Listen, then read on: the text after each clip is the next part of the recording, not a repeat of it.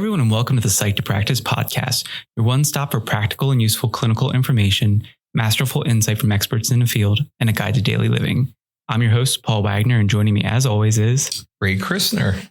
And, we're talking today about being genuine and being authentic and, just the importance and significance, as well as what can happen when we're not being that way. And it's a topic I think we've been kind of kicking around for quite a while, but I think it feels like a good time for us to really get real. Yeah, I agree. And it's interesting. I think as you study psychology, you hear about it in kind of early classes, Carl Rogers, that kind of, person-centered type approaches of therapy. But I think what's important about authenticity is it's not just about therapy room. It's really about how are we authentic through life? And, for me, it's interesting. I knew all the Carl Rogers things, but, going back to one of our really early episodes, my experience with it really came from my relationship with Ro Minuti, and who really kind of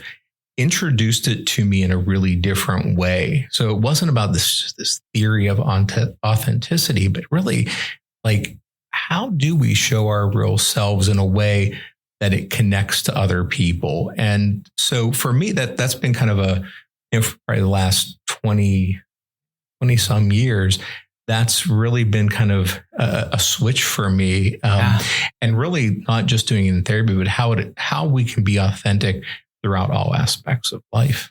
And I love that you said that, because when we were talking about this, and kind of preparing, in that conversation with Ro, one of the pieces that, in the conversation was this idea of zest. And I think that, that's one of the just really significant things that authenticity brings, whether it's, in our daily lives, if it's in a relationship, if it's in a therapy setting, it brings this energy and this kind of this experience with it that, we can really walk away with, and it feels a bit more tangible or connective. And, I guess in the way that zest does, it just adds. And I think authenticity just adds, where, other things, maybe it can land a little bit more dully, or it feels a bit more manufactured or artificial. That authentic piece just is okay, wow, yeah, that felt really real. Yeah, I agree. And, so maybe let's kind of talk about what is it? So I guess, this being a living psyched episode, when we're using kind of the psychobabble of authenticity, how do you define it? How do you see it as a kind of a concept? I think for me, it's almost this kind of two-part piece where good self-reflection and understanding of ourselves in a way that isn't judgmental. There can be certainly qualities of it, but when we're being authentic, we're just recognizing as it is. So even maybe a bit of that mindfulness of I'm just aware of it. And then it's the expression of that. But there's this kind of, I think, piece of it as well, as it doesn't have to be static. It doesn't have to be, I'm authentic and this is what authentic me looks like. I think it's this very fluid experience of depending on the circumstance and how I know and understand myself, how do I respond to this in a way that feels real, but also feels relevant? And I think authenticity needs a bit of both. Yeah, I like that. And I think similar kind of thoughts, there's kind of two pieces for me. I think one is this idea of, I don't know if this is the right word, but kind of a courage of how do you present your real self to the world? Yeah. So, that when you're out there and you're in, it's not about this putting on this kind of facade, but what does that, who are you really deep down? And then, I think it's also this idea of aligning our actions with our true feelings and our true values. And I think that alignment's necessary. Yeah. I think sometimes it's, we can, I think we can get ourselves feeling really bad when we're trying to present ourselves in one way, but deep down we have a different value. I mean, I think when you read some early psychodynamic things, they would say that's kind of anxiety. Yeah. That we're not being true with ourselves. So that's kind of my take on it. Is I kind of I think it's that alignment as well as that courage to just be who you are and realize people are going to judge you. Our authentic self will be judged by someone. I love that, you're bringing up the psychodynamic, and I forget whether it was in reading or if it was in a class, but there's always been kind of this concept with psychodynamic of like, it's two opposing and like incongruent forces at work. And when you're talking about alignment, it's, we're kind of taking both of those pieces, and both are real and genuine, but like, how do we bring them into alignment so both can exist? And there isn't this kind of this clashing force, but rather, it's the smoothing piece. And the other part, when you're talking about that, like just it aligning with values, and, you use the word facade. And when I'm explaining this in the therapy setting, I like to use the reference of like a mask, and it's, how opaque and how thick of a mask are you presenting? And as we're being more genuine, it gets clearer and it gets, thinner as we're going. And I don't know that we're ever fully authentic where, there is no mask, but I think the more authentic we are, the clearer that image is. And it's not this manufactured piece that, we're trying to present, but rather it's who we are and really how we feel. So that, that alignment piece. Yeah, I think when we're not aligned like that, it does create this, this angst or even depression. Like we're not really showing who we are. And, that I think that I see that a lot therapeutically, but even just in personal relationships, it's, and I think it's that difficulty comes in two ways. I think one is us personally and how we deal with ourselves and understand ourselves. So that self-awareness piece that you kind of brought up. But I also think that there's a responsibility on the other end of that. And that is, how do we interact with people in a way that lets them be safe to be authentic? Because, it's one thing for us to be authentic, but oh gosh, if we're critical in a certain way, it shuts people down. And that's beyond therapy. I think even just every day, like I think there are people who are really good at getting people to be their true selves around them. And I think that's a skill in of itself. And, I think that lends itself really well to our previous episode about like disagreeing well and being able to like, how do we show respect and openness even when, I don't agree. And I think that's an important quality when we're talking about promoting authenticity for others. It's making that space feel safe. And safety doesn't mean we're agreeing. Safety doesn't mean we're not going to give feedback, but it means we're going to do it in a way where we're kind of conscientious and aware of the impact that our words have and developing insight rather than developing this critical self-judgment that ultimately would probably be a bit more inaccurate. Yeah, I agree. It's funny. I think we've actually had quite a few past episodes that this, is relevant to. I think even when we were talking about the idea of it's okay to not be okay. There's comes there as well.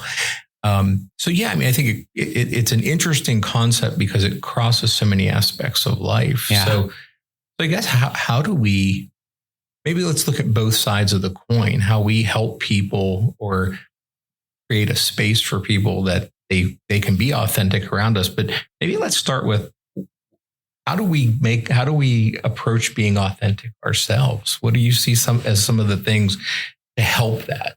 I think one important piece is like really kind of slowing things down for ourselves and improving our self-awareness. And so, I mentioned mindfulness earlier, and I think that is a great way of, okay, in this experience, what is occurring for me? Like, what is happening? How is this environment impacting me?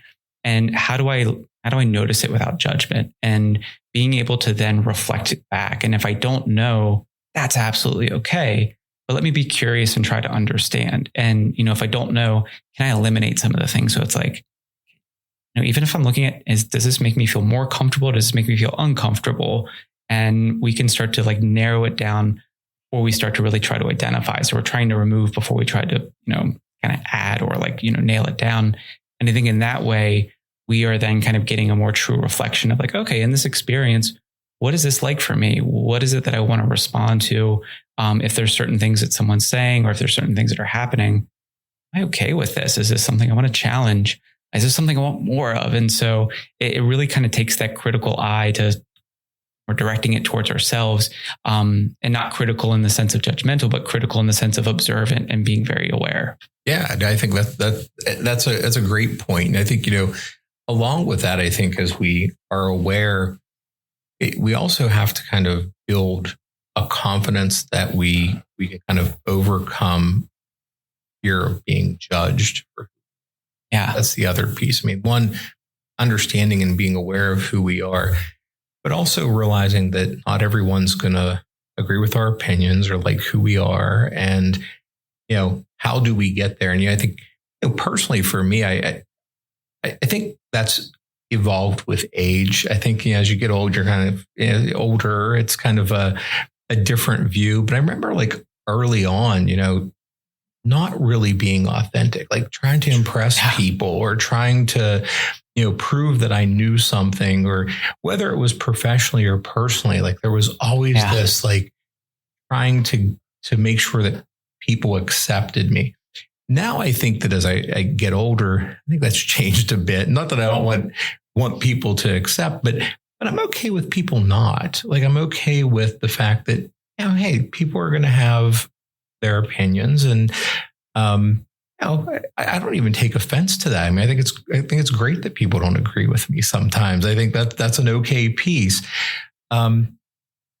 But I know that I'm staying true to my value. And I think that being comfortable in that space, and realizing that it's not personal if somebody judges me in a different way, like, kind of go back to that agreeing to disagree. Just opinions. Yeah. But I think that takes time. I think it's hard to get there. And, as you're saying that like that, and I think I'm going to probably butcher the quote, but I think it's in like the first episode of Game of Thrones. There's an interaction. I don't know if you've seen Game of Thrones or not. There's an interaction between two characters, and one character has dwarfism, and the other character, first time meeting one another, and he's the bastard son of one of the other people, and they're kind of both the outcasts, and the individual who's the bastard son is kind of just being a bit more reserved, while the individual with dwarfism, he comes up and approaches him, and he said, take what you're afraid of, take what you're wanting to hide away and wear it as a suit of armor. So that way they can never use that to hurt you. And in fact, it protects you.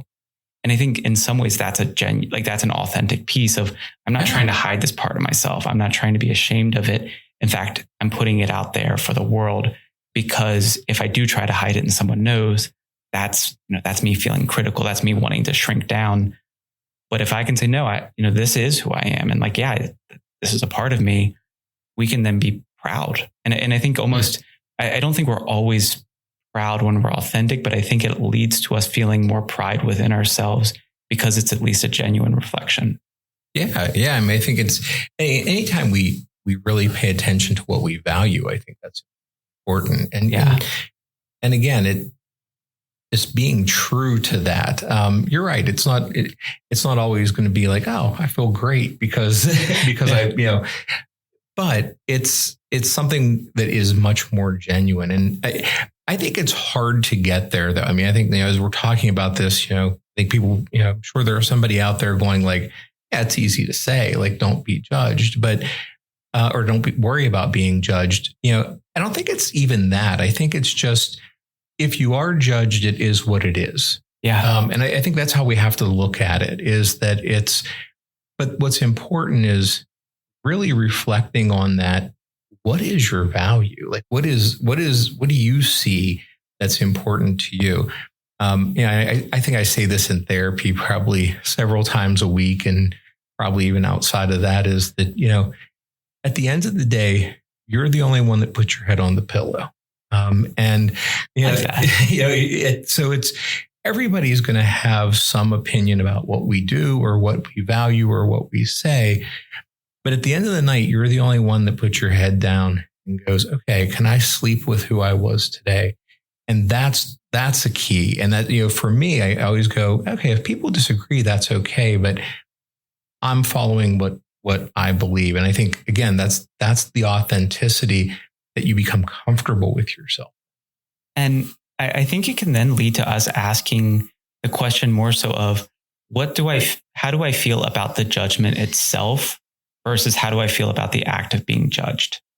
I think the act of being judged has us shrinking, but if it's, how do I feel about this judgment? If we can sit with that, and whether it's like, I hear where they're coming from. Okay, maybe that leads to some insightful growth and change. That's still genuine. Yeah. Or maybe it leads to us saying, I don't think they quite got it. That's being genuine. And so, right. We're just kind of distilling down more so the end product of judgment rather than, everyone has an opinion. So everyone is constantly judging all the time. So, right.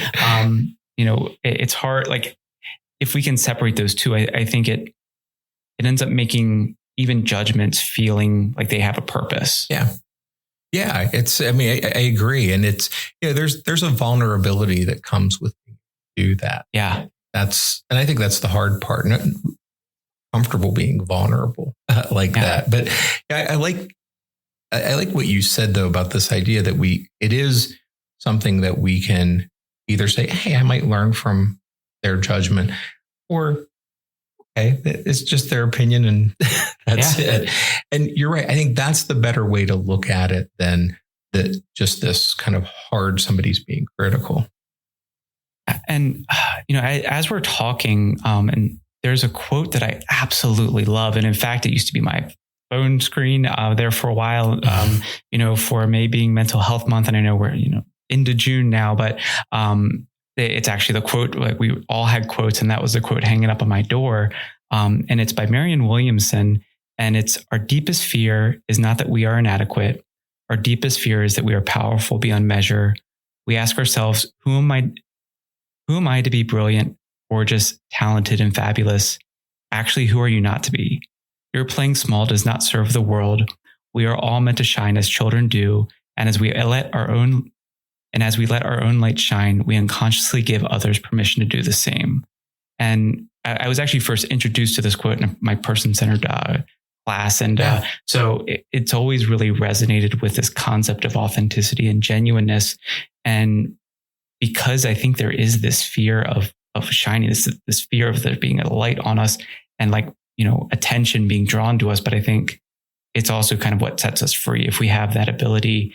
And by being genuine ourselves, we are also kind of being a model and showing others and be okay to do this. And we're not gatekeeping it. Yeah. I think that's a great transition to the other half of the coin, right? Is how do we get other people to be safe? And I think you're right. I think it is starting with ourselves. And when we show our, that piece of us, it does give people the opportunity, even just as simple as I find in therapy, like sometimes I'll be like, oh man, I made this blunder. And they'll go, oh, really? I'm my behavioral piece, my cognitive behavioral piece, Albert Ellis used to always use the quote, we're all fallible humans. And so I say that often. I'll go, we're all fallible humans. That's what we do.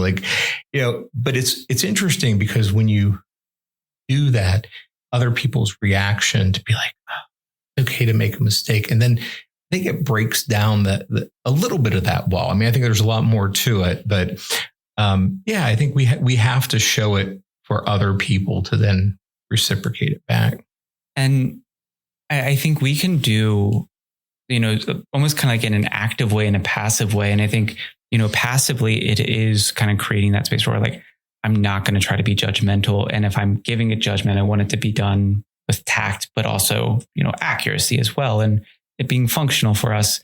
But the idea of actively being promoting, promoting genuineness and authenticity for others, I think is kind of the encouragement and being curious. And so if someone shares something, let's not gloss over it.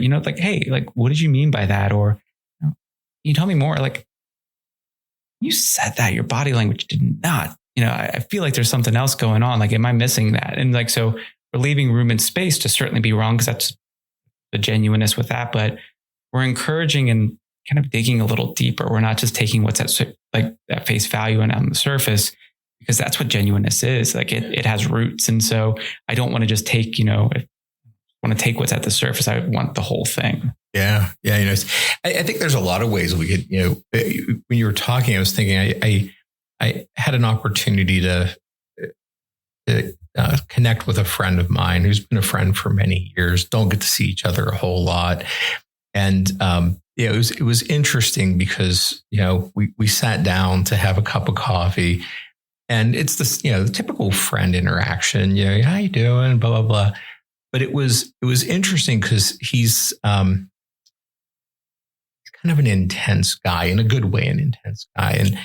And I forget what he actually asked, what the actual question was, but what was interesting was how he approached me from a nonverbal standpoint. So we did our little banter.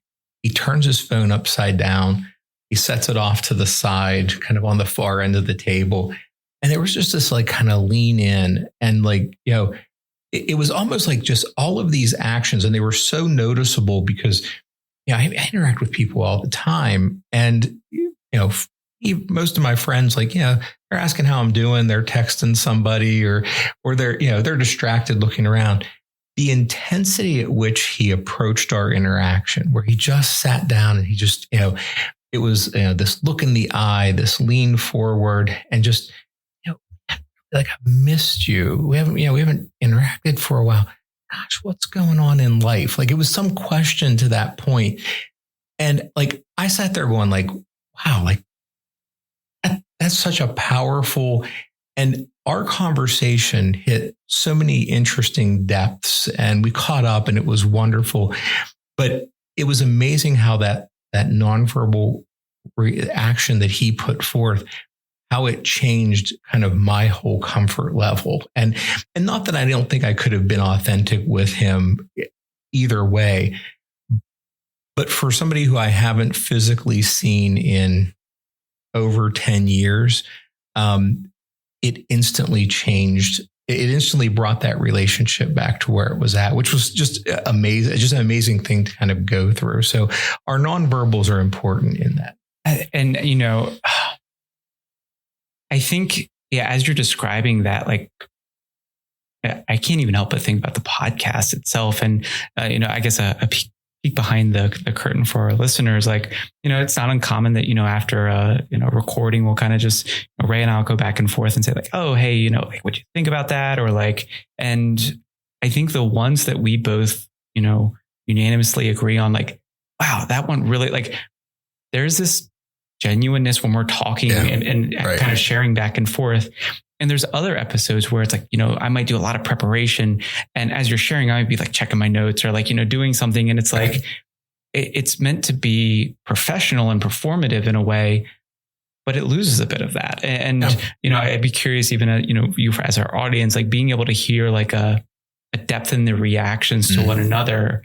And I think that's genuine. It's not authenticity. So it can happen in a variety of areas. And, I do think, the way you talked about, turning the phone over and the lean in, I think a great way of helping promote it for others is trying to make it a bit more personal. And so that might mean a one-on-one setting. I think there's certainly an ability to be genuine in a group. I don't think it's a great place to practice it. So if we're wanting to help support others, being able to give them that individualized attention, because that's really where, it's my genuine self inquiring about how you are genuinely. Because if we're in a group, I think we can kind of step back and allow others to maybe step forward, and just kind of it, keeps it on the surface level. And, I find even in my, as you're sharing that, I couldn't help but think about my friend group, and there's some things that are going on for certain individuals, and everyone in the group knows, but I don't want to go there with that person, because I actually want to talk about it.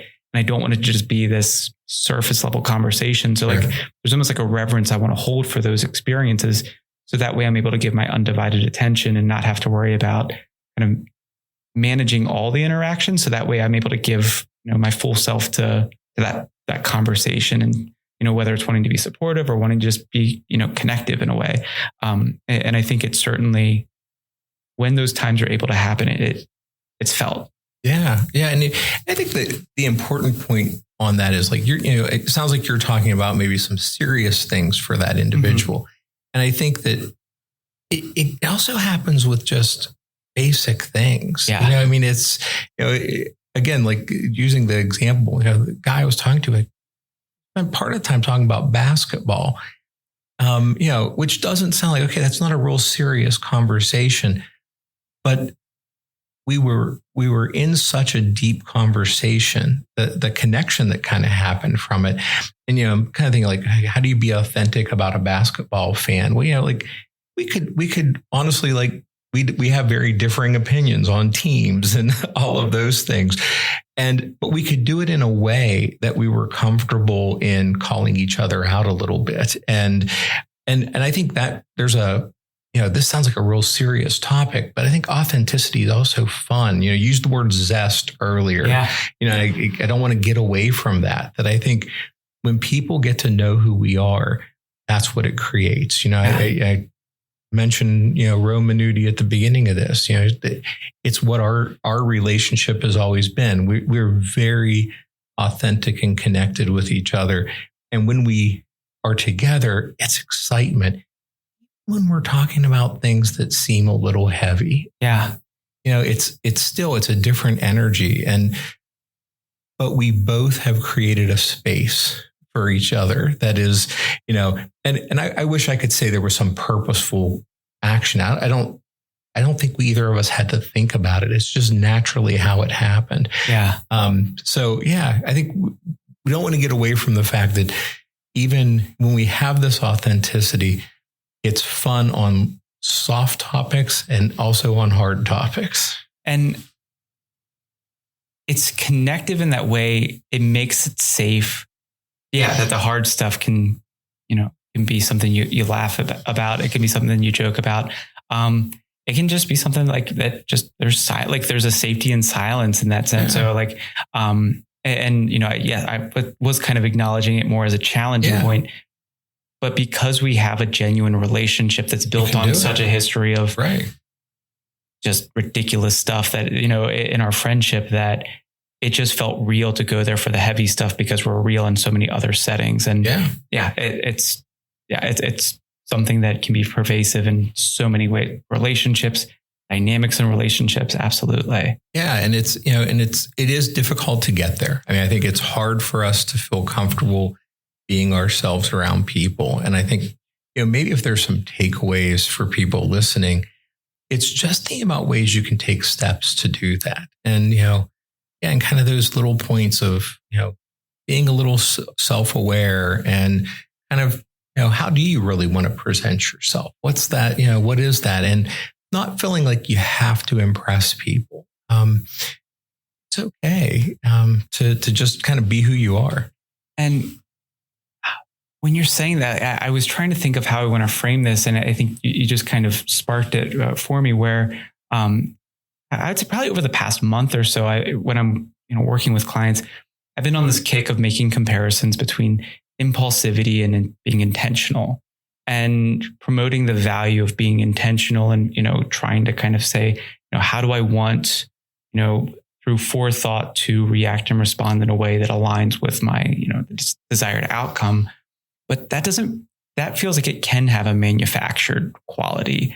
And impulsivity, I think, has a bit of a realness to it. And I think, authenticity is almost maybe a blend of a bit of both. It's, I'm not going to over filter myself. I'm not going to not say something, but I'm going to be mindful and intentional in the way. So I think it's kind of the overlap in the Venn diagram. We have to be real and we have to be kind of allow ourselves to go there in the moment, but we also have to put some thought into it. Yeah, I think I love that. It's a great way to think about it. I mean, as you were saying it, I'm like, I think I'm impulsive in sharing my thoughts and values, but I'm intentional with doing it with kindness. And I think those are so I'm never apologetic for my beliefs. I mean, I think that, I'll have that right, but I don't have to be nasty in how I tell people. And I can, there's a kind of, so again, going back to that, like, can I put my head on my pillow and feel good at the end of the night? Well, yeah, because it's not about the opinions piece. It's not about people disagreeing with that, but I hope people don't, what I don't want to be judged at is that I'm rude about something. Yeah. So I think that's where we can be impulsive and intentional at the same time. Yeah. So I love that point. I mean, I think that it doesn't sound like those two things go together very well, but they do. I mean, I think there's a way to balance those things.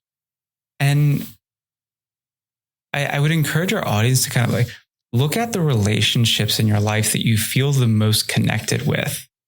And I think, I'd be willing to bet that there's a genuineness and authenticity there. And if there's relationships that feel like they're newer or that, you're interested in it, there's authentic components to that if we can nurture it, can form deeper friendships. It can form, potential romantic relationships, really good partnerships and, working partnerships or, so many different opportunities. And, it's around us if we take the time to stop and recognize it. But also if we can take the time to kind of water it and nurture it, we then, we're surrounded even more so. And it's like, we're growing within it as well. Yeah. I think that's a good way to wrap it up. That's a great, that's a good kind of end point. I think that summarizes it all. And, I hope people kind of take a moment and think about it and just adding those pieces every day. I think, it makes us more comfortable over time. And I genuinely hope you enjoyed it. We'll be back in 2 weeks, but until then, be well, stay psyched.